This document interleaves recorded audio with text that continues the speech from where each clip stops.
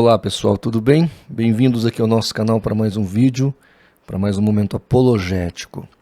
Hoje eu recebi aqui um recorte de vídeo onde o senhor Felipe Neto, que é um youtuber muito famoso, ele faz alguns comentários da Bíblia.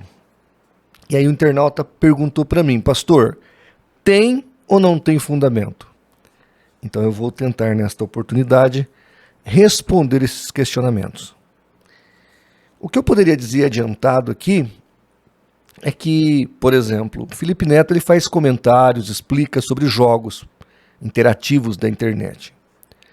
Essa é uma área que eu já vi, já brinquei com alguns amigos sobre isso, minha filha jogava muito, mas que eu não tenho conhecimento quase nenhum.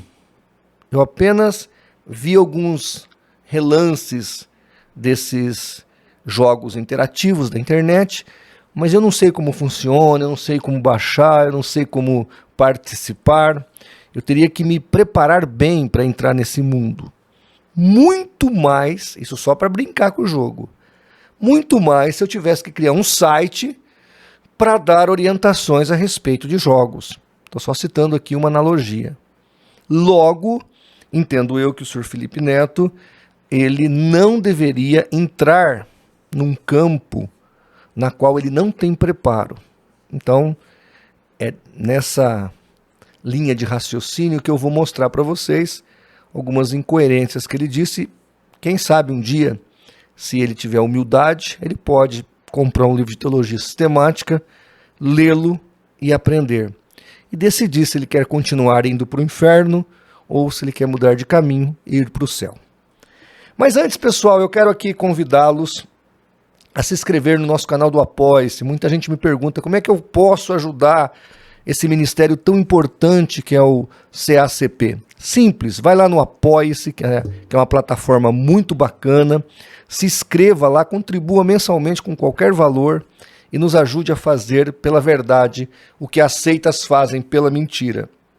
Neste mês de dezembro, vamos sortear esta belíssima enciclopédia da vida de Jesus e também 3 belos kits de livros apologéticos do CACP. E junto com esses kits de livros, nós achamos aqui no estoque do CACP essa belíssima revista cristã, Defesa da Fé, ou Defesa Cristã. E nós temos aqui alguns exemplares, estou pondo aí na tela para você. E eu vou mandá-los juntamente com os 4 brindes sorteados. E todo mês nós estaremos fazendo alguma promoção, sorteando alguma coisa entre os irmãos que estão ali cadastrados no Apoia-se. É um jeito da gente retribuir a gentileza daqueles que nos ajudam. Também, se você ainda não baixou o aplicativo do CACP, baixe, é gratuito e para todas as plataformas. E se você puder e gostar do vídeo, deixe o seu like. E se ainda não se inscreveu, se inscreva no canal. Vamos então lá ouvir Felipe Neto e o seu momento teológico. Vai lá. E aqui só lembrando, tá? Ele está tentando defender a prática da homossexualidade. Então vamos lá. Você está errado, Felipe. Leia Levíticos 20, versículo 13, que fala sobre o homem deitar-se com outro homem é abominação. Se você continuar a ler Levítico, você vai descobrir que o homem fazer a barba ou aparar a ponta dos cabelos também é condenável. Também vai descobrir que se você se alimentar de qualquer animal com cascos, você também vai ter cometido um pecado pesadíssimo aí. Vai descobrir algumas falas de Paulo também no Novo Testamento, em cartas enviadas por Paulo, onde ele recomenda para uma cidade específica que as mulheres devem se calar na igreja. Se elas tiverem alguma dúvida, elas têm que perguntar para o marido dentro de casa. E elas também não podem ensinar. Mulheres não podem ensinar. Eu acho que é curioso quando vocês pegam só os trechos da Bíblia que agradam a vocês e vão encontrando razões para descartar outros trechos, dizendo que não, veja bem, usando a hermenêutica para tentar associar um tempo e data, mas gay não, gay é até hoje. Quer ser cristão?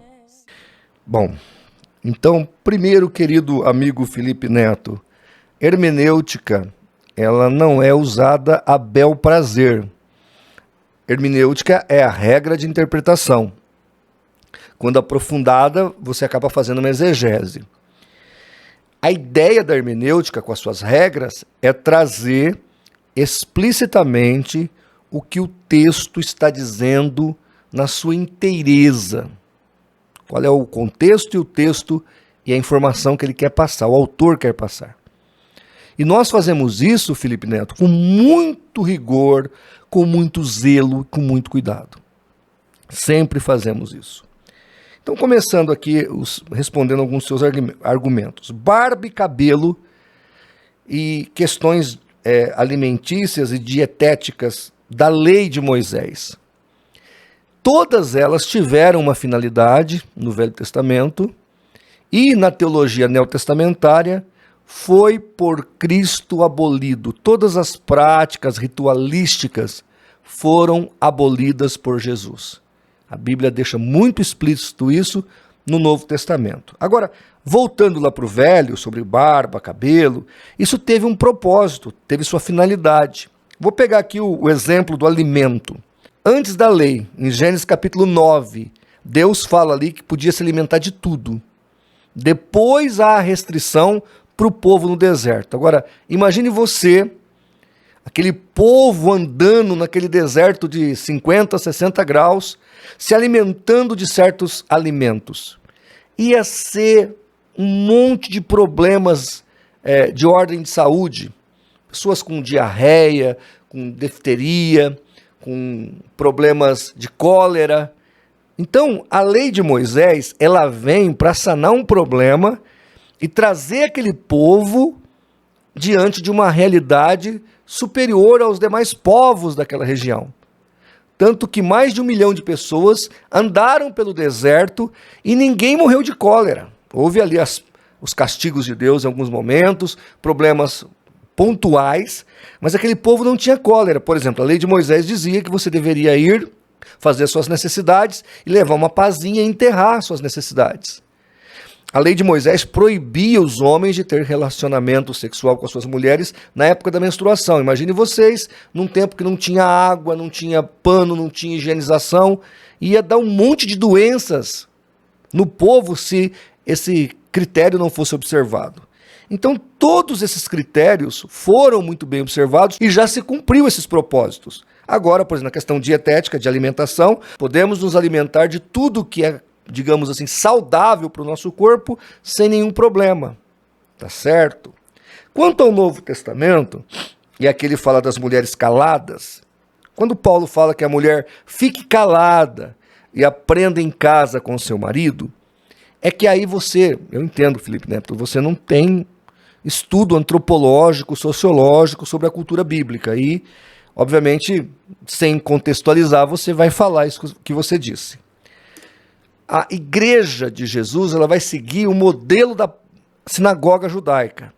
Os homens ficavam na frente e as mulheres ficavam atrás. E, obviamente, não havia um aparelho de microfone como esse. Não havia tecnologia para resolver esse problema. Então o pastor estava pregando, os homens estavam ouvindo, as mulheres estavam lá atrás com as crianças. E aí, de vez em quando, alguma gritava, "Ô, bem, o que ele quis dizer com tal coisa?" E aí o pastor pregando, e o marido tentando explicar para a esposa, e virava aquela converseira, paroleira dentro da igreja. Tanto que no grego está parolar. Então, a ideia é que não tivesse conversas paralelas na hora do culto. Então a mulher esperava terminar o culto, ficava calada, e em casa então ela inquiria o marido das suas dúvidas, e o marido, como sacerdote do lar, o que aprendeu com o pastor, ensinava para sua mulher. Então é neste aspecto que a mulher deve ficar calada dentro da igreja, não ficar falando à toa. A outra questão, você diz que a Bíblia proíbe a mulher de ensinar. A Bíblia deixa claro que as mulheres mais velhas deveriam ensinar as mais novas. Então a mulher ensinar nunca foi problema dentro da cultura neotestamentária da vida cristã.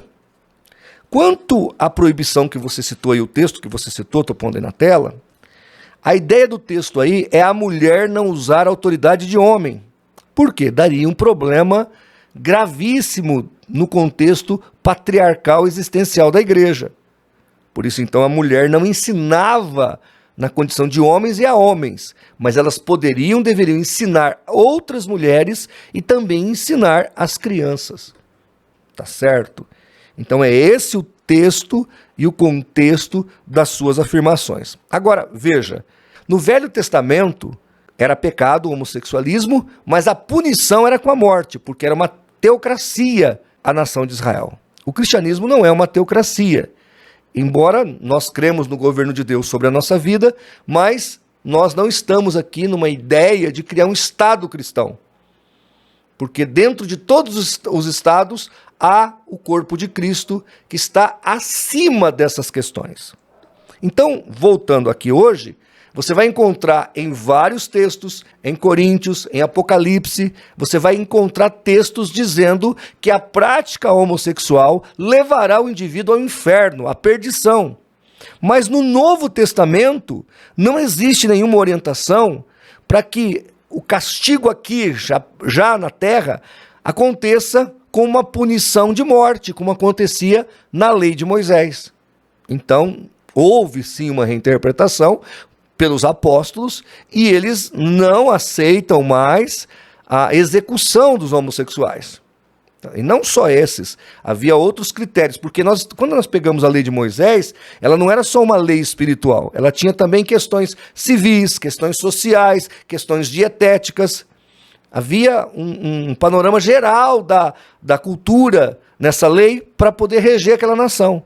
Inclusive, isso fez de Israel uma nação muito superior a todas as outras circunvizinhanças deles. E Israel existiu e existe já por mais de 3.500 anos. Ficou 2.000 anos quase, 1.900 anos, sem pátria.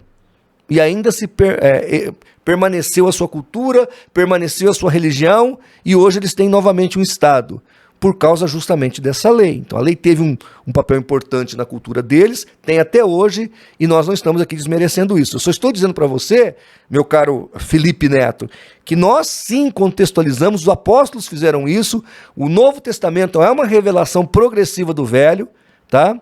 E você, infelizmente, precisa estudar um pouco de teologia cristã. E mesmo teologia judaica, muita coisa que você colocou aí não está adequadamente dentro do contexto da teologia judaica. Você precisa estudar, e eu recomendo para você ler Maimônides, que é um exegeta do século XI e século XII, e ele vai falar muita coisa interessante aí, que eu acho que se você quiser aprender, você aprenderá. Tá bom, gente? Então, assim, cuidado aí com o que você ouve pela internet, cuidado com esses caras que querem se aparecer, mas não tem a humildade de aprender, não tem a humildade de perguntar, e fique firme com Jesus e com a sua palavra. Logo, eu creio, tudo estará terminado, porque vai chegar uma hora que a justiça de Deus prevalecerá. Um grande abraço, que Deus abençoe a sua vida e sua família, e até o nosso próximo vídeo.